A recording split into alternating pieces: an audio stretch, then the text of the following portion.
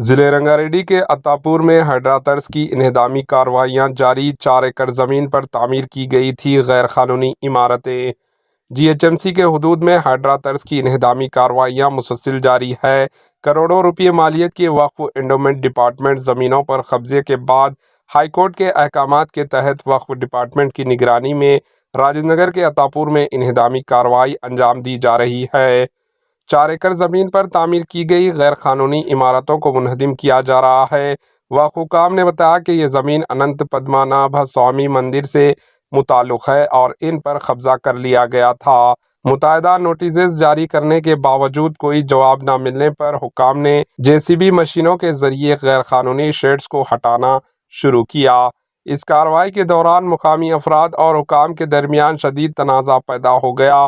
Police کی بھاری ٹیموں کے درمیان حکام کی ٹیم نے غیر قانونی تعمیرات کو ختم کرنے کا عمل جاری رکھا۔